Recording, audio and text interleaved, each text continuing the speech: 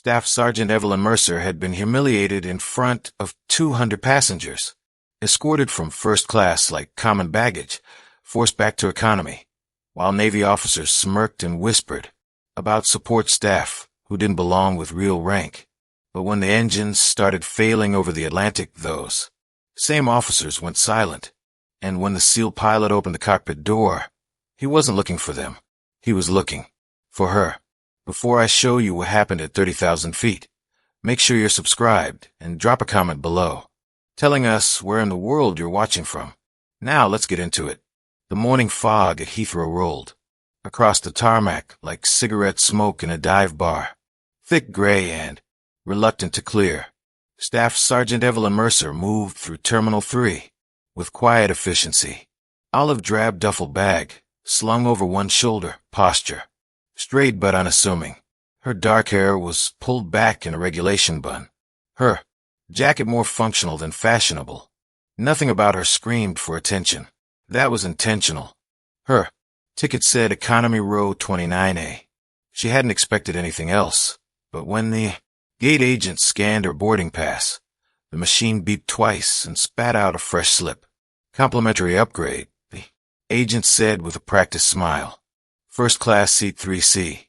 Evelyn blinked genuinely, surprised. Thank you, she said simply.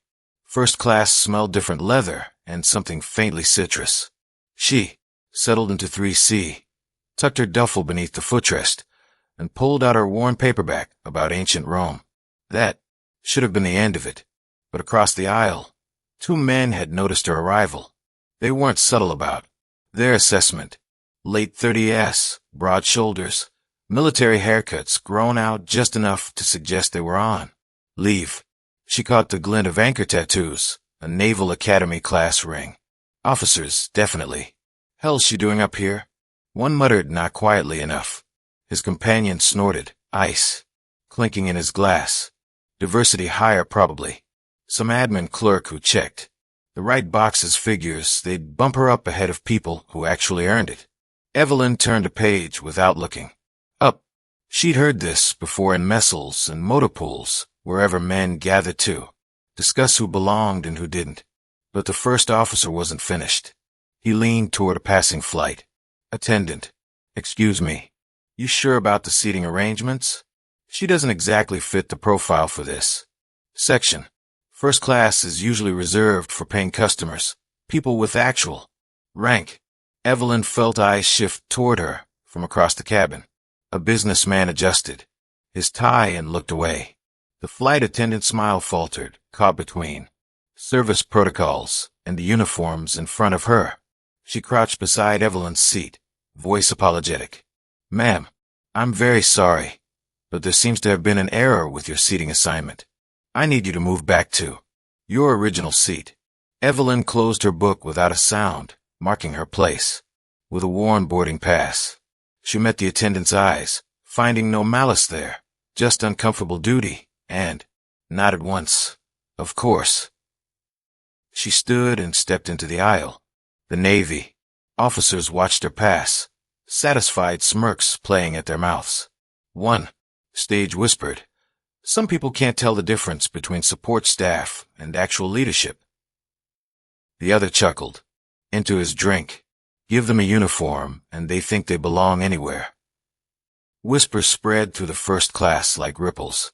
Evelyn said nothing. She walked to row 29, where economy pressed, passengers together like sardines. Her original seat was narrower, the overhead, been stuffed full. She wedged her duffel beneath the seat and settled back. Around her, fellow passengers avoided eye contact. They'd seen her escorted back, caught enough whispered. Conversation to piece together a familiar narrative. Evelyn folded her hands in her lap and fixed her gaze out the tiny window. Her face betrayed nothing, but something settled in her chest like a stone. She'd carried humiliation before, worn it like extra gear during years spent proving herself in spaces that hadn't been designed for her. As the aircraft pushed back from the gate, that weight pressed down. The wrong lingered behind her like turbulence, invisible but impossible to ignore. The plane climbed through the cloud layers, engines settling into the steady thrum that would carry them across the Atlantic. From her window seat, Evelyn watched the English countryside shrink until it looked like a child's model railroad. Around her, the cabin had settled into long-haul rhythms. Attendants wheeled drink carts down aisles. Laptops opened toward reading lights. Conversations died to murmurs. The universal process of strangers learning to coexist in a metal tube for 8 hours. Nobody made eye contact with her.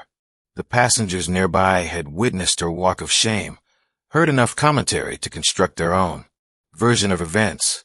In a cabin full of chatter, Evelyn Mercer had become effectively invisible. She didn't mind invisibility. For years, she'd worked in shadows beside cockpits instead of inside them. The mechanic nobody noticed, until an engine screamed or hydraulics bled out. Still, humiliation sat in her, chest like undigested food. She opened her book again, but her eyes kept drifting toward the front of the aircraft. During boarding, the captain had stood briefly in the galley doorway. Most people had nodded politely and moved on, but Evelyn's trained eye had caught details others missed. The wings. On his uniform were silver regulation pilot's wings, but just above them a small pin gleamed gold, a seal trident. She'd only seen a handful in her career, always on people whose reputations traveled farther than their names. From the front, laughter drifted back like smoke. The two Navy officers were well into their second round, voices carrying easily over the white noise. Problem with the modern military, one was saying, gesturing with his glass, is too many paper soldiers. Whole armies full of them now. Desk jobs, mechanics, support staff. None of them belong in the real fight. His companion nodded sagely. Bet that one back in economy couldn't even field strip a rifle. Probably calls roadside assistance when her car won't start. Scattered chuckles rippled through nearby seats. Evelyn stared at cloud formations building on the horizon, her face unchanged. She'd learned that some conversations weren't worth joining, especially when the speakers had already decided what they knew about you. The plane hit turbulence. Nothing serious, just enough to rattle ice and make passengers glance around nervously. Evelyn felt it differently, not as random buffeting, but as communication from the machine itself. The slight hesitation in the left engine's rhythm, the way the wing flexed to absorb stress. She'd spent too many years listening to aircraft to miss the signs when they started talking. And this one was beginning to whisper things that made her pay attention in ways the other passengers weren't. An hour into the flight, cruising altitude brought false calm. The seatbelt sign had clicked off. Cabin lights dimmed for the long stretch over dark water. Passengers dozed with blankets. Screens flickered with movies. Attendants moved with practiced rhythm. Evelyn kept her eyes closed, but never really slept on flights. Old habit from too many military transports where sleep meant missing the warning rattle or pitch change that came before something failed. She listened with more than her ears. The first sign was smell, a faint accurate tang in the recirculated air, buried beneath coffee and cleaning solutions. To most passengers, it was just airplane smell. To Evelyn it was unmistakable. Overheated wiring, insulation cooking under electrical strain. Then came the sound of barely perceptible cough in the left engine, masked by steady drone. But she'd spent years learning to hear individual voices in that chorus, and one was starting to stutter. She sat forward, gaze narrowing on the wing. The flex pattern looked normal.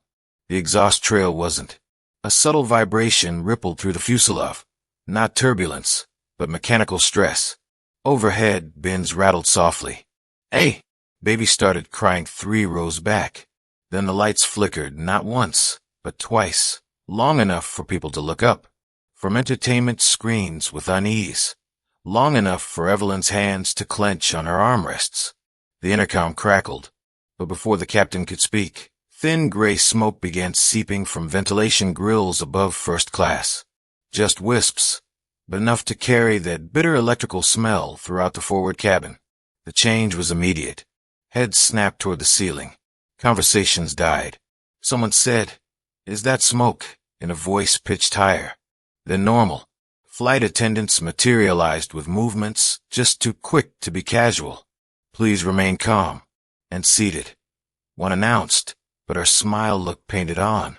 "We're investigating a minor technical issue." Evelyn's pulse slowed instead of speeding up. Combat training had drilled that response. When everyone else panicked, you slowed down, took inventory. She breathed carefully. Smoke from electronics definitely, but no raw fuel, no combustion smell, not an explosion, not fire in the cabin, but something electrical was cooking itself to death. A deep shudder ran through the airframe, hard enough to slosh drinks and rattle overhead compartments. One popped open above row 15, spilling a laptop bag before snapping shut. People gasped. Someone screamed in the babies. Crying turned into wailing. In first class, the Navy officers were on their feet. Earlier, confidence evaporating. "What the hell's happening?" one demanded, grabbing a passing attendant. "Why haven't we turned around?" There, voices carried pure fear now. Stripped of authority they displayed when mocking passengers. Panic looked the same on everyone, regardless of rank. The intercom finally came alive with the captain's voice. Calm, but carrying an undertone that made experienced travelers sit up straight. "Ladies and gentlemen, this is your captain. We are experiencing technical difficulties and working through our checklist. Please remain seated with seat belts fastened while we resolve this situation." The message ended, leaving silence that felt heavier than the smoke. Whispers began, spreading like infection. "Engine trouble. Electrical fire. We're going down." Evelyn sat perfectly still, cataloging everything her training had taught her to notice. The uneven tone in the left engine, now clearly audible. The subtle delay in the aircraft's response when it adjusted for air currents. The faint metallic groaning that spoke of systems working harder than designed. This wasn't routine turbulence or minor technical glitch. This was cascading system failure, the kind emergency flight crews trained for but hoped never to face. She'd been here before in different aircraft over different continents in Afghanistan, watching a Chinook limp home on one screaming engine inside an Apache when power surge fried half the avionics. Mid-mission, both times survival had come down to calm hands and fast decisions by people who understood that machines could be coaxed through failure if you knew how to listen. 10 minutes crawled by like hours. The electronic smell had spread despite ventilation working overtime. Passengers sat rigid. Every face turned toward the ceiling whenever lights flickered, which they did with increasing frequency. The left engine's tone continued its irregular rhythm. Flight attendants moved through the aisles with clipboards and smiles, conducting routine safety checks that Evelyn recognized as preparation for emergency procedures, securing loose items, identifying passengers needing assistance, positioning emergency equipment. Then something happened that Evelyn had never seen on a commercial flight. The cockpit door opened. Captain Marcus Kane stepped into the cabin and his presence changed the entire atmosphere. Not tall in a way that dominated space, but carrying himself with controlled authority that made narrow aisles seem to widen around him. Close-cropped gray hair, weathered face, uniform pressed despite the stress. His eyes swept the cabin. Sharp, practiced cataloging details most would miss. The Navy officers pounced like starving animals. Finally, one barked, lurching from his seat. "What the hell is happening? This whole flight's a disaster. Why haven't you turned us around? We demand answers." The other joined in. Captain Kane didn't break stride. He looked at them with flat professional assessment that reduced grown men to children and dismissed them, with a glance so final it cut off their protests. Then his gaze swept past them, scanning economy until it locked on exactly who he was looking for. Staff Sergeant Mercer. Evelyn's head snapped up. Hearing her rank and name in the captain's mouth was like being struck by lightning. Unexpected. Precise. "Yes, sir," she answered carefully. "I Army Aviation Maintenance." fixed and rotary wing platforms, combat and transport configurations. His voice wasn't asking for confirmation. It was verifying information he already possessed. Her throat went dry. That's correct, sir. How did you? Passenger manifest lists more than names and seat assignments. His words were clipped. Urgent. Right now, I have a situation developing. That's not covered in any manual. And I need someone with hands-on experience, looking at problems my instruments can't diagnose. The silence that fell over surrounding rows was absolute. Passengers who'd been whispering prayers suddenly found themselves listening to a conversation. And that sounded like setup for either salvation or disaster. The Navy officers shot up from their seats, indignation, overriding panic. Wait just a minute. She's not qualified for Captain Kane turned on them, with movements sharp, enough to cut glass. Staff Sergeant Mercer has more hands-on turbine experience than my entire flight crew combined. She's troubleshot mechanical failures in combat conditions that would ground this aircraft permanently. You want to help save this flight? Sit down, shut up, and let me work with someone who knows the difference between theory and practice. The words hit first class, like physical force. Mouths hung open, faces flushed red, but no sound came out. The men who'd spent the flight mocking her competence now found themselves dismissed by someone whose opinion actually mattered. Every eye and surrounding rows fixed on Evelyn. She felt the weight of their attention. The sudden shift in perception as people reassessed everything they thought they knew about the quiet woman in seat 29A. Captain Kane extended his hand toward her. Not ceremonial, just direct. Staff Sergeant, I need you in my cockpit now. Military training moved her body before conscious thought caught up. She unbuckled, rose from the cramped economy seat, and stepped into the aisle. Whispers followed her movement like a wake. Some incredulous, some relieved, some ashamed of earlier assumptions. She walked past the Navy officers, both red-faced and staring at their shoes, neither able to meet her eyes. For the first time since boarding, they had nothing to say. Captain Kane led her toward the front, past the curtain, separating passengers from crew, toward the door that sealed the cockpit from the rest of the world. As it closed behind them, cabin murmurs faded, leaving only strained machinery and alarms, waiting for someone who could understand what they were really saying. In that moment, Evelyn Mercer stopped being the humiliated passenger from row 29A. She became the only thing standing between 200 lives and the Atlantic Ocean 30,000 feet below. The cockpit was smaller than people imagined and louder than anyone expected. Warning lights painted instrument panels in reds and ambers that pulsed like angry heartbeats, while alarms competed for attention in frequencies designed to trigger immediate response. The air was thick with heat and tension, tinged with that bitter smell of electronics pushed beyond limits. Captain Kane slid back into the left seat, while his first officer, Lieutenant Harris, remained hunched over, displays showing more problems than solutions. Hydraulic pressure fluctuating wildly. Engine temperature spiking. Autopilot system completely dark. A kind of cascading failure that turned routine flights into aviation disaster documentaries. Staff Sergeant Mercer cockpit observer seat. Strapping tight. Evelyn dropped into the small jump seat behind them and pulled the 4-point harness across her chest. The space was cramped, designed for emergency inspectors rather than comfort, but she'd spent years working in spaces even smaller. Kane's voice cut through electronic chaos. We've lost multiple redundant systems simultaneously. Autopilot's dead. Left. Engine running rough. Hydraulics bleeding pressure faster than we can compensate. Every checklist we've run comes back negative. Systems that should work don't. Backups that should engage won't. Harris turned briefly, sweat beating despite air conditioning.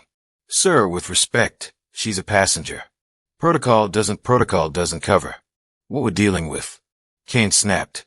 Right now, I need someone who's lived inside these systems, not just trained on them. Evelyn leaned forward, eyes moving across the instrument array with systematic approach she developed over years of troubleshooting under pressure. She ignored alarms and focused on patterns, relationships between failing systems, timing of warning cascades, mechanical symptoms computers couldn't interpret. Your port side temperature sensor is giving false readings, she said after 30 seconds of analysis. It's showing thermal stress that isn't there. If you throttle back based on that data, you'll starve the engine and lose it completely. Harris blinked, glancing between instruments in her face. Kane's hand moved immediately to throttle controls, making minute adjustments that smoothed out the left engine's irregular rhythm. How can you tell? Kane asked. Exhaust pattern visible through cabin. Windows doesn't match the temperature readout. Also, vibration frequency is wrong for thermal stress. It's electrical interference feeding false data. She pointed to a secondary display. Your backup sensor array is still functioning. Cross-referenced the readings. Kane followed her guidance, and immediately the engine stabilized. Not perfect, but no longer threatening to quit entirely. Outstanding. What else? Evelyn's training took over completely. Years of diagnosing mechanical problems, where wrong answers got people killed, had taught her to see aircraft as living systems rather than collections of parts. Hydraulic leak isn't where your system thinks it is, she continued, scanning pressure readings. You've got cross-feed valve stuck partially open, bleeding pressure into the wrong circuit, and confusing diagnostics. Manual override, reroute through auxiliary, and you can stabilize rudder. Control long enough to get us down. Harris hesitated, looking to Kane for confirmation. Kane nodded immediately. Do it. The first officer's hands moved across. Controls, implementing her suggestions. Hydraulic pressure stabilized, rudder. Response smoothed out, and for the first time in 20 minutes, the aircraft felt under control rather than barely contained. Jesus, Harris muttered.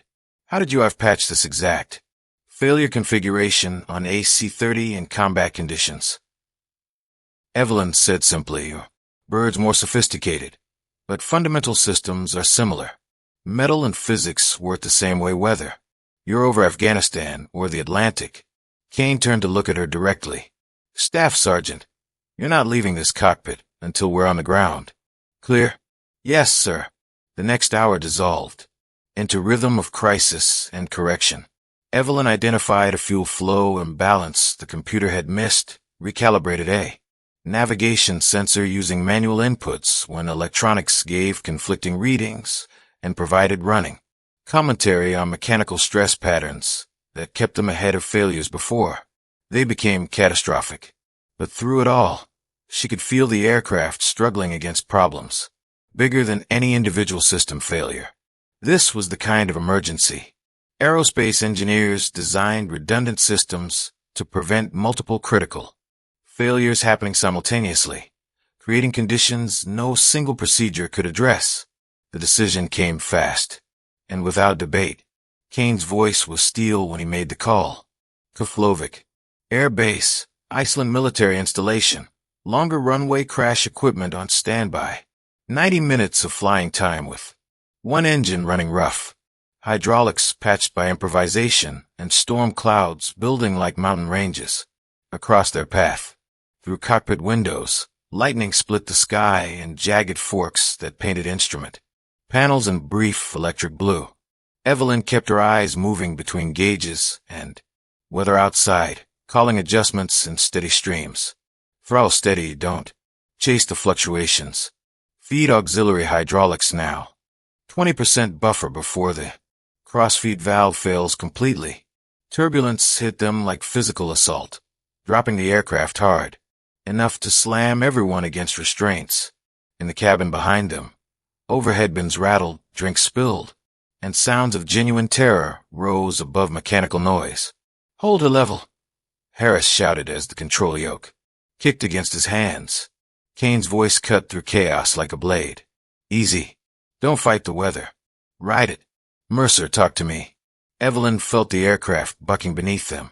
Read stress patterns and how the airframe responded to each gust. This was the same kind of flying she'd experienced in military transports over mountain ranges, where weather could kill faster than enemy fire.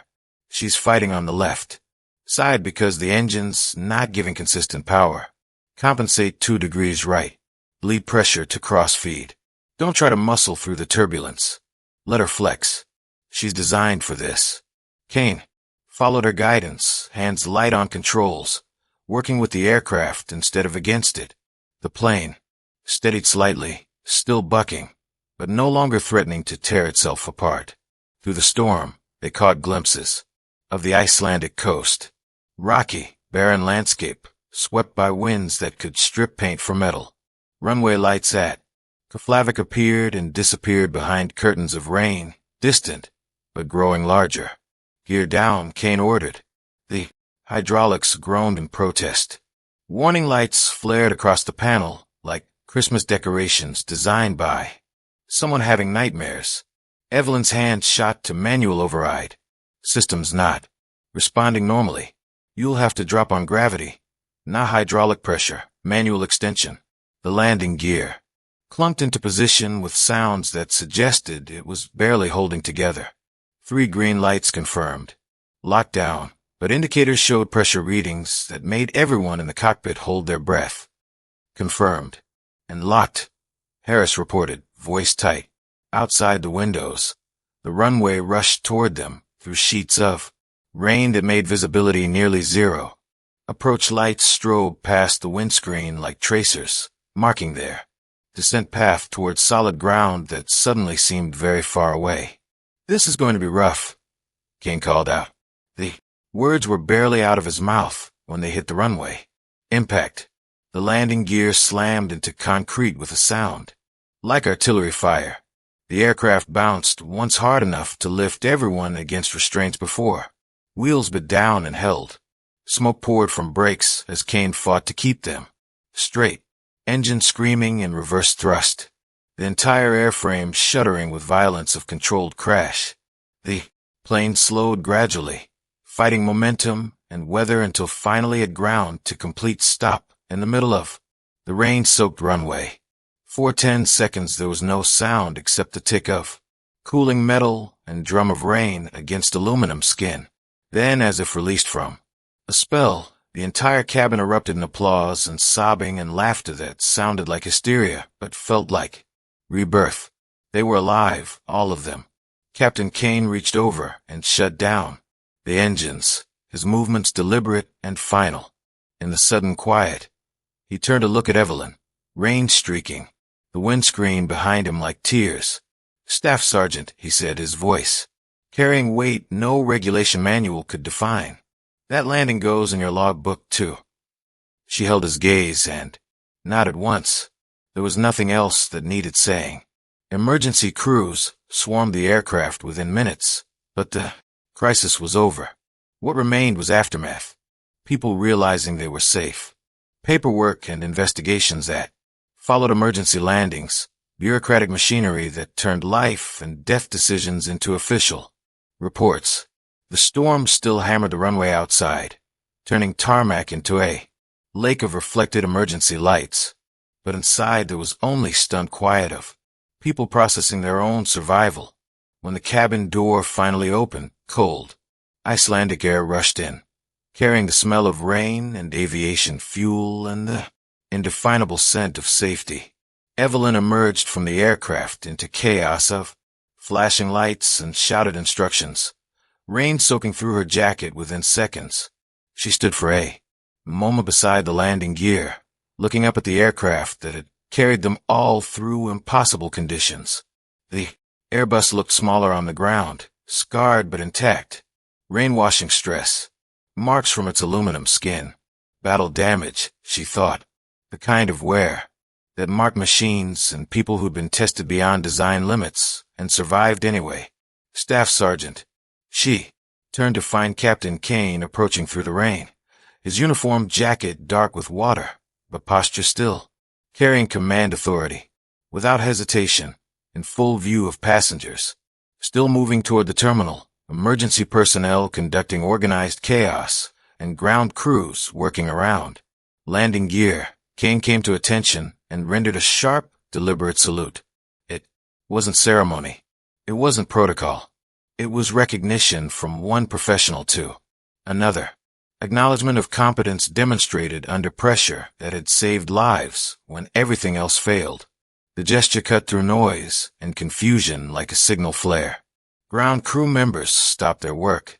Passengers waiting at the bottom of stairs turned to watch. Emergency responders paused in their duties. Evelyn returned the salute with equal precision.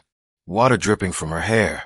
Movements carrying 12 years of military training that had prepared her for moments exactly like this one. Nearby, the two Navy officers had reached the bottom of stairs.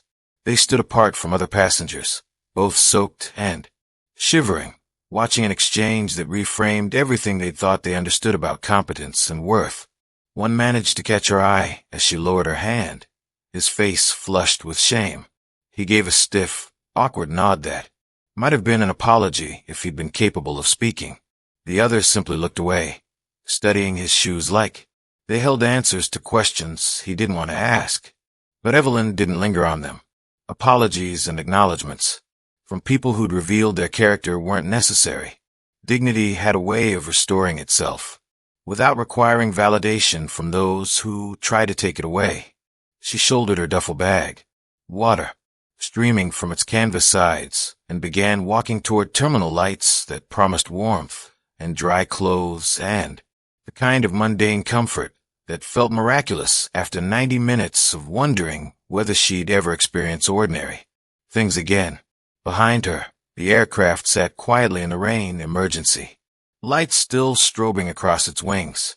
Tomorrow, investigators would examine every system, document every failure, write reports that would become case studies in aviation maintenance programs. But none of that analysis would capture what really happened during those crucial minutes. The moment when theoretical knowledge met practical experience. When years of working with machines in impossible conditions translated into the ability to keep those machines running when everything logical said they should fail.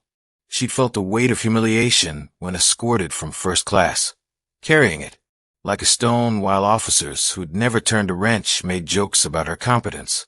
The storm still hammered the runway outside, turning tarmac into a lake of reflected emergency lights. But inside there was only stunned quiet of people processing their own survival. When the cabin door finally opened cold, Icelandic air rushed in, carrying the smell of rain and aviation fuel and the indefinable scent of safety. Evelyn emerged from the aircraft into chaos of flashing lights and shouted instructions, rain soaking through her jacket within seconds. She stood for a moment beside the landing gear, looking up at the aircraft that had carried them all through impossible conditions. The Airbus looked smaller on the ground, scarred but intact. Rainwashing stress, marks from its aluminum skin, battle damage, she thought, the kind of wear that marked machines and people who'd been tested beyond design limits and survived anyway. Staff Sergeant. She turned to find Captain Kane approaching through the rain, his uniform jacket dark with water, but posture still, carrying command authority, without hesitation, in full view of passengers. Still moving toward the terminal, emergency personnel conducting organized chaos, and ground crews working around. Landing gear. Kane came to attention and rendered a sharp, deliberate salute. It wasn't ceremony. It wasn't protocol. It was recognition from one professional to another. Acknowledgement of competence demonstrated under pressure that had saved lives when everything else failed. The gesture cut through noise and confusion like a signal flare. Ground crew members stopped their work. Passengers waiting at the bottom of stairs turned to watch. Emergency responders paused in their duties.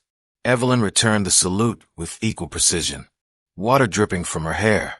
Movements carrying 12 years of military training that had prepared her for moments exactly like this one. Nearby, the two Navy officers had reached the bottom of stairs. They stood apart from other passengers, both soaked and shivering, watching an exchange that reframed everything they'd thought they understood about competence and worth. One managed to catch her eye as she lowered her hand, his face flushed with shame. He gave a stiff, awkward nod that might have been an apology if he'd been capable of speaking. The others simply looked away, studying his shoes like they held answers to questions he didn't want to ask. But Evelyn didn't linger on them. Apologies and acknowledgments from people who'd revealed their character weren't necessary.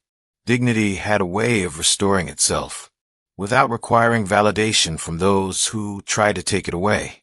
She shouldered her duffel bag, water streaming from its canvas sides, and began walking toward terminal lights that promised warmth and dry clothes and the kind of mundane comfort that felt miraculous after 90 minutes of wondering whether she'd ever experience ordinary things again. Behind her, the aircraft sat quietly in the rain emergency, lights still strobing across its wings. Tomorrow, investigators would examine every system, document every failure, write reports that would become case studies in aviation maintenance programs. But none of that analysis would capture what really happened during those crucial minutes. The moment when theoretical knowledge met practical experience. When years of working with machines in impossible conditions translated into the ability to keep those machines running when everything logical said they should fail. She'd felt the weight of humiliation when escorted from first class, carrying it like a stone while officers who'd never turned a wrench made jokes about her competence, but that weight was gone now, dissolved somewhere over the Atlantic between crisis and resolution. Because in the end, when metal screamed and electronics failed, and 200 lives hung in the balance, there had been no question about who belonged in that cockpit. She'd earned her place there, the same way she'd earned everything else, through simple willingness to know her job completely, and do it without asking for recognition. The terminal building grew larger through rain and wind, its windows glowing yellow with promise of hot coffee and heated air and all the small comforts that made survival worth celebrating. But as she walked toward safety, Evelyn wasn't thinking about vindication or revenge or any of the emotions people expected from someone who'd been publicly dismissed and privately proven essential. She was thinking about the sound engines had made when they finally responded to her adjustments, the way hydraulics had smoothed out when she'd rerouted pressure feeds, the moment when a dying machine had decided to live a little longer because someone knew how to ask it the right way. That conversation between mechanic and machine conducted in the language of metal stress and fluid pressure and electrical current. That was where she belonged, not in first class or economy class, or any of the social categories people used to decide who mattered and who didn't. She belonged wherever broken things needed fixing and failing systems needed coaxing back to life. And sometimes when stakes were high enough and need was great enough, that was exactly where people like Captain Kane looked for her. What would you have done if you'd seen someone treated like that during boarding? Would you have trusted the staff sergeant when the pilot called her to the cockpit? Drop your thoughts in the comments below. I read every single one, and your perspective matters here. If this story reminded you that real expertise doesn't always wear the uniform you expect, hit that like button, subscribe, and ring that notification bell so you never miss what happens next. Share this with someone who knows that the quietest person in the room might be exactly the person everyone needs most. More stories about hidden heroes are waiting on your screen right now. Click one and keep the momentum going, because I'll be back tomorrow with another reminder that courage doesn't always announce itself. Until then, remember sometimes the person they try to put in the back is the only one who can bring everyone